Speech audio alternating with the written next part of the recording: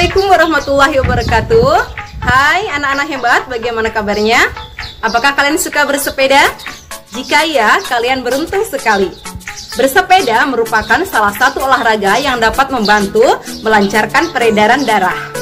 Darah sangat penting bagi kita. Darah membantu kita untuk mengedarkan oksigen dan sari-sari makanan ke seluruh tubuh kita. Lalu bagaimana cara darah mengedarkannya? Simak video ini sampai selesai agar kalian memahami dengan baik cara kerja sistem peredaran darah. Darah mengalir melalui organ-organ peredaran darah. Terdapat 3 organ yang berperan penting dalam peredaran darah, yaitu jantung, pembuluh darah, dan paru-paru. Tahukah kamu mesin yang paling kuat sepanjang masa? Ya, jantunglah jawabannya. Jantung bekerja terus-menerus seumur hidup kita tanpa pernah berhenti barang sejenak.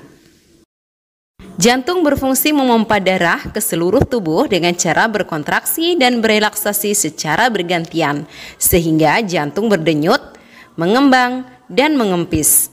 Seperti pada gambar ini. Di dalam jantung terdapat 4 ruang, yaitu serambi kanan, serambi kiri, bilik kanan, dan bilik kiri yang dibatasi oleh sekat yang disebut dengan katup. Bagian jantung sebelah kanan berisi darah yang banyak mengandung karbon dioksida, sedangkan bagian jantung sebelah kiri berisi darah yang kaya akan oksigen. Jika kita lihat bagian dalamnya, maka seperti inilah penampakannya. Saat otot jantung mengembang dan mengempis, darah akan mengalir masuk ke serambi, kemudian mengalir ke bilik, dan selanjutnya dipompa keluar dari jantung. Darah mengalir ke seluruh tubuh melalui suatu saluran yang disebut dengan pembuluh darah.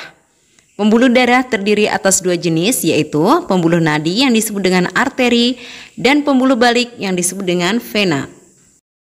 Arteri membawa darah yang kaya akan oksigen keluar dari jantung ke seluruh tubuh, sedangkan vena membawa darah yang kaya akan karbon dioksida dari seluruh tubuh menuju jantung.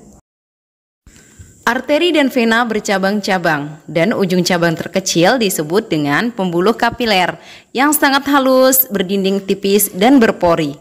Disinilah terjadi pertukaran oksigen dan karbon dioksida. Tubuh kita dipenuhi dengan pembuluh darah. Jika kita lihat tanpa daging dan tulang, maka tubuh kita akan tampak seperti ini. Darah yang telah diedarkan ke seluruh tubuh tidak lagi mengandung oksigen, akan tetapi banyak mengandung karbon dioksida. Setelah kembali ke jantung, darah yang akan mengandung karbon dioksida tersebut dipompa ke dalam paru-paru.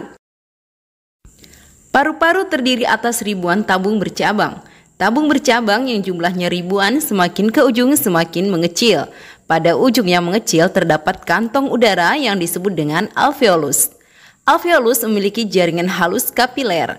Pada jaringan halus kapiler inilah tempat terjadinya pertukaran oksigen dan karbon dioksida.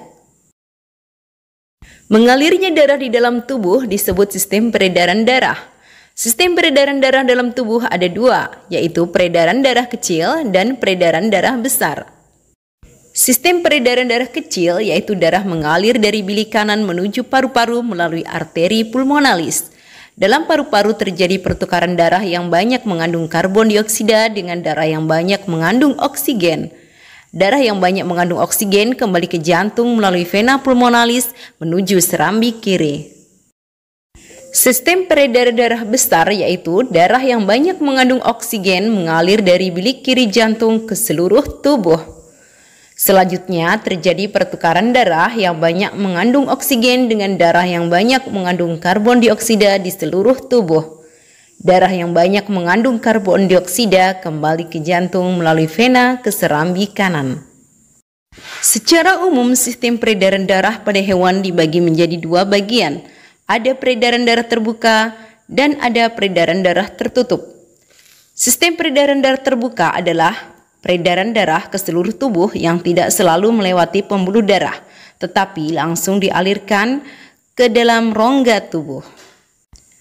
Contoh sistem peredaran darah terbuka terdapat pada cacing dan serangga seperti belalang.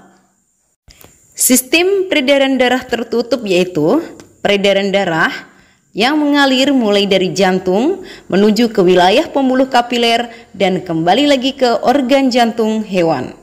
Hewan yang memiliki sistem peredaran darah tertutup adalah kelompok vertebrata. Contohnya katak, ikan, reptil, dan burung. Nah, bagaimana anak-anak hebat? Apakah sekarang kalian telah memahami dengan baik bagaimana darah kita dapat mengalir ke seluruh tubuh kita? Jika belum, maka putar ulang video ini dari awal ya. Kemudian, bagikan ilmu yang telah kalian dapatkan hari ini ke teman-teman kalian. Semoga bermanfaat. Assalamualaikum warahmatullahi wabarakatuh.